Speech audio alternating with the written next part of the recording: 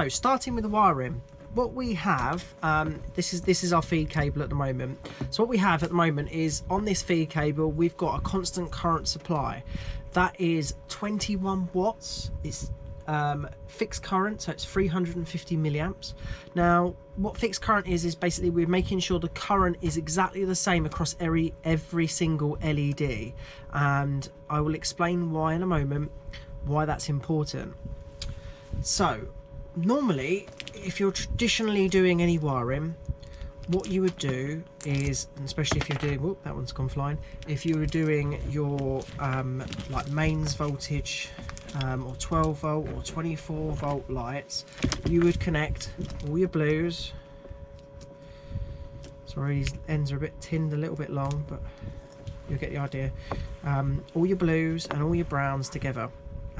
Now traditionally, actually, any extra low voltage stuff is normally red and black. We've just been kind of playing about with different cables, etc., trying to get something we're happy with. Anyway, but for the purpose of this, it's brown and blue. So what we've got is we've got two lights here connected in parallel. So this is how you traditionally wire your, say, your mains 230 volt, that which is your low voltage, or your extra low voltage 12 volt, 24 volt supplies, that kind of thing. You'd wire parallel, so you have all your browns and all your blues connected together. It's nice and easy. It's something you probably all know and are quite used to. Now I have seen a few people connect this stuff up wrong, and this isn't the way to do it. With constant current wiring, what we have to do is we actually have to wire in series like a big daisy chain. So how that works is if we disconnect these wires, oh actually I'll just quickly show you, the reason why this doesn't work is that if we with the way this is wired right now, what's happens is they're sharing the current. So we've got 350 milliamps coming in. Effectively what's happening is we've got 175 milliamps on this light and 175 milliamps on this light. In fact, if we connect a third in, now I don't have any 5-way Wagos with me, so what I'm going to do is I'm going to just bunch them into the block, but you'll see how much dimmer these all will get, because again we're sharing the current by third each. Right, do you see that? That's not actually all that bright, although in total they're probably equal, the same brightness as one. So if we look at that like that, look at my hands. Now if I disconnect all of these and just go to one connected, again basically, well, I think the cable's in the way of this one, but basically same brightness.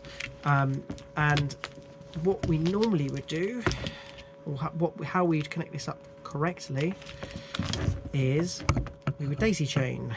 So we start with our brown in. Let's just, so we only need 2-way connectors really. In fact, just to make this a little bit easier and clearer, I will connect up some 2-way connectors.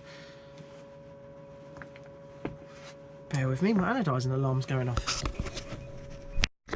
Sorry about that, guys. Right, anyway, so what we do is switch over to 2-way connectors, just to kind of lay it out a little bit clearer, because every connection will only have 2 cores at it. It will not have 3, not be 5. It'll only ever have 2 cores at it.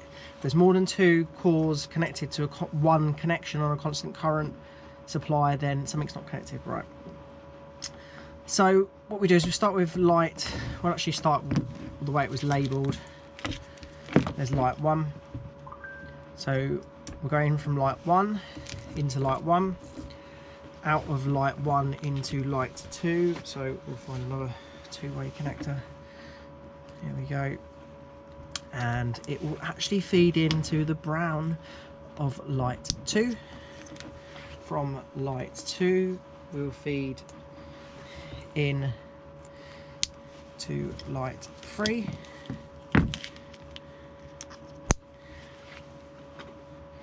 And finally from light 3 we'll come back again. There you go. Look at the brightness difference of these. Huge difference. All together like that. Much brighter. Right, so what we've got, just to kind of lay out the wiring just so you can see the wiring a little bit clearer, Here's our feed in. We go into our brown of the first light, out of the brown, sorry, into the brown of the first light, goes through our LED, comes out the blue, into the brown of the next light, and so on and so forth, following round and back again, back to our supply. That is how you wire up constant current supplies, series wiring, etc.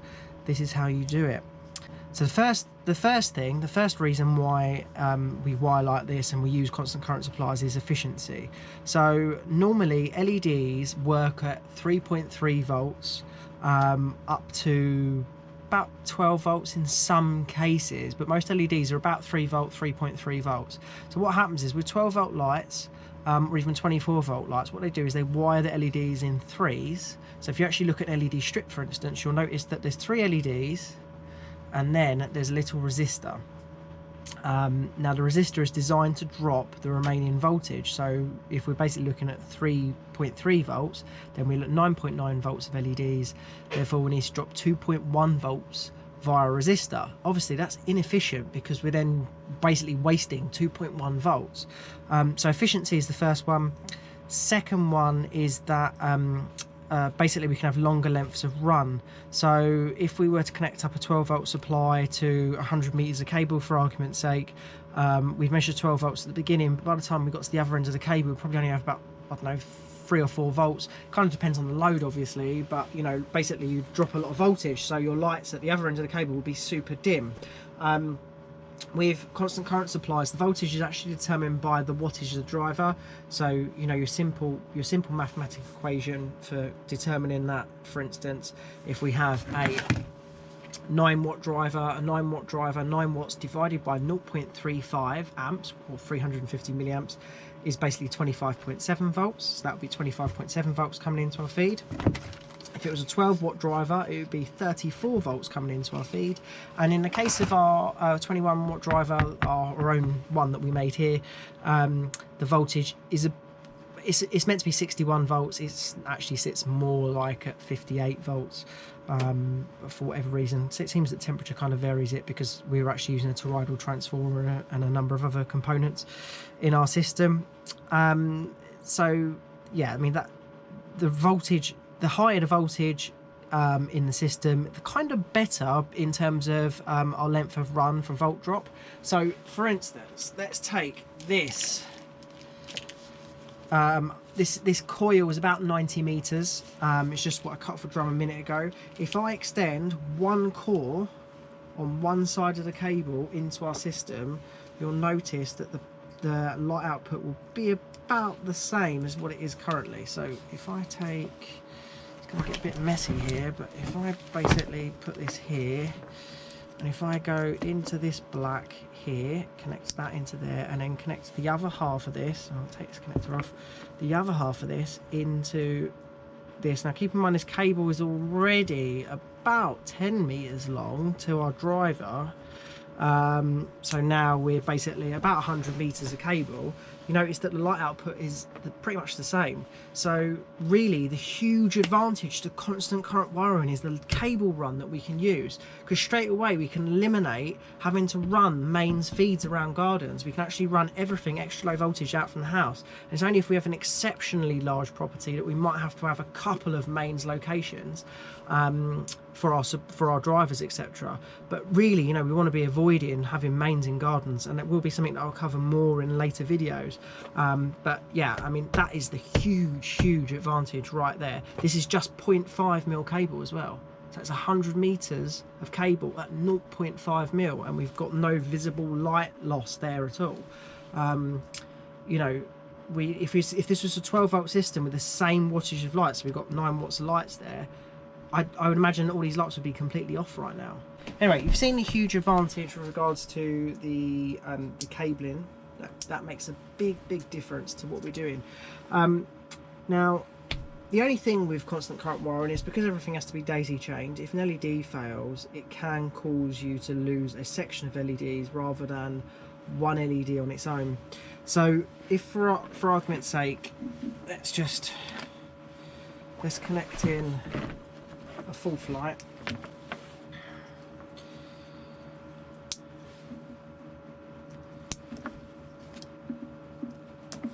Right, so we've got 4 lights connected.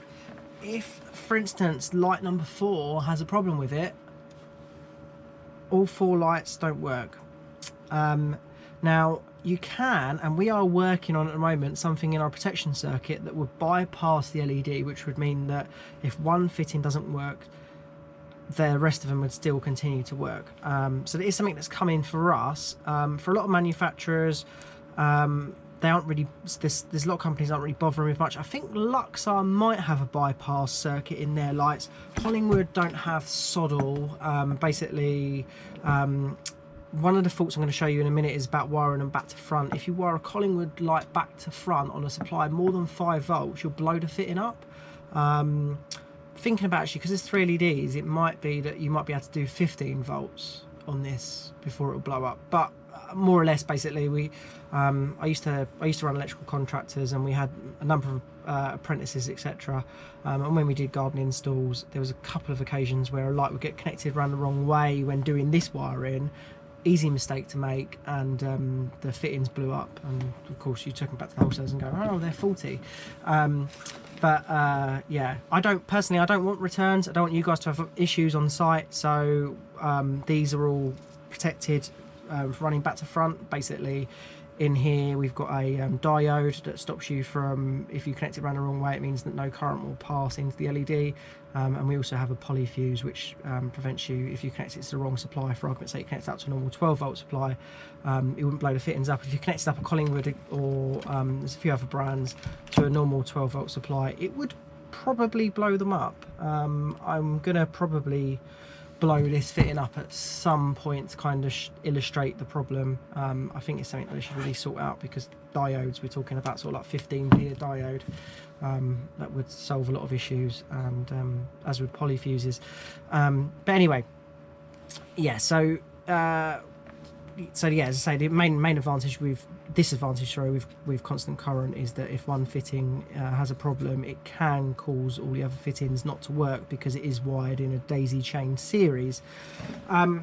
Now, if you've got, in terms of fault finding, one of the easiest things you can do in terms of fault finding is, if you've got a section of lights that aren't working, first thing you need to do is go to your driver, disconnect your driver from the from its supply, because it's normally, a driver will have some sort of protection circuit built into it that means that it won't be firing out any voltage while the wiring's connected to it, if it's in fault of some sort, like connected together or something. So firstly, take your driver, you would disconnect the outgoing to the lights, and then you'd measure with this, then have your supply on and check the voltage across the secondary. You know what the voltage would be, because as I say, you can calculate it by doing your, so this driver would be 12 watt, you divide your 12 watt by your 0.35 amps, and that's going to give you 34 volts. You're expecting about 34 volts on this driver. On this supply we're expecting, I say it should be about 61 volts, but I think today it's about 58, because it's particularly cold with the toroidal transformer. So for instance, this one, if we disconnect our supply here, measure here and here, and this drops a little bit more actually. It's now at 56 volts. It was 58 volts earlier. I don't know, weather, etc. probably affects ours ones, but we're not selling ours commercially anyway, so I'm not really that worried. Anyhow, but basically, yeah, we're looking for our voltage out from our constant current supply, which we've got there. So basically, you check your driver's working. Once you've checked your driver's working, you identify that cable in probably your first connection for the lights. So you could basically do what I've just done there, where you disconnect the connectors and measure the voltage to find which one's the supply, because obviously if you did that on all these ones, you would find that there was 0 volts at all of those. So you know which ones you supply. Then what you do is you would take each light individually and connect it to the supply on its own. So you remove all your connectors. There we go, we'll remove all these connectors, and let's just say we take this light and and we connect it to here, and look, oh, that light's working, fantastic. So we know there isn't a problem with that light. We could either disconnect this now and connect the next light on its own, or we could start daisy chaining from this point. So for instance, if I was going to start daisy chaining from this point, I could take my light number 4 and connect that in.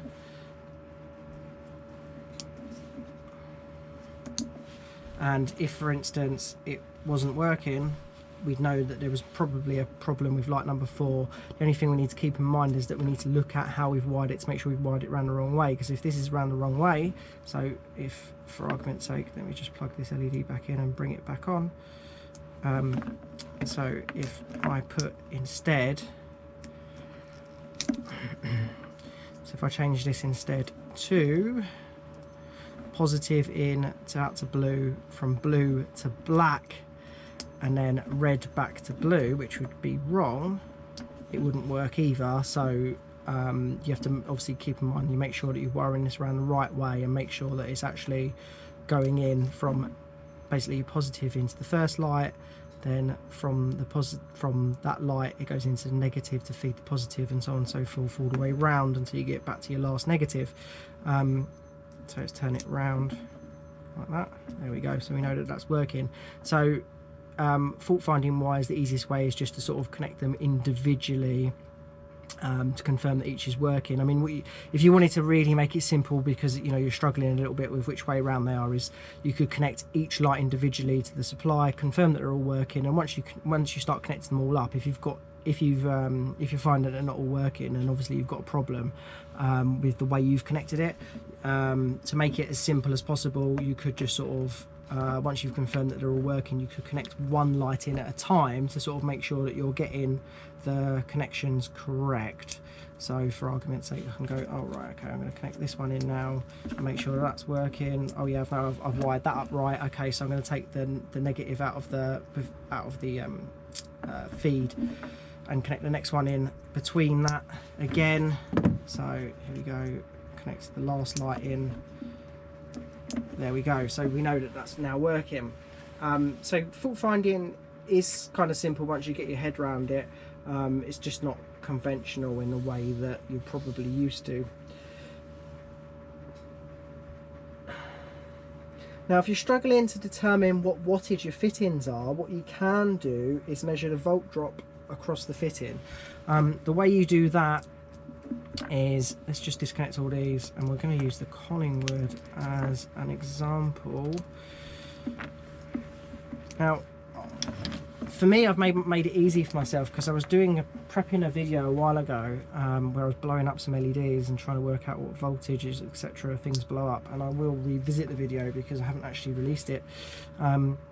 But basically, the easiest way to work out your wattages is if you take some three-way Wagos, if you can get your probes in there, then fantastic. If you can't, then like me, you could butcher a test meter. I don't really recommend it actually, because no one wants to butcher the test meter, but I've done it, as I say, because it made it easier, because I couldn't sit there and hold my probes on in place all the time. But if I basically put this on and connect in our negative into here and our positive into here, right, so you can see our Collingwood lights on.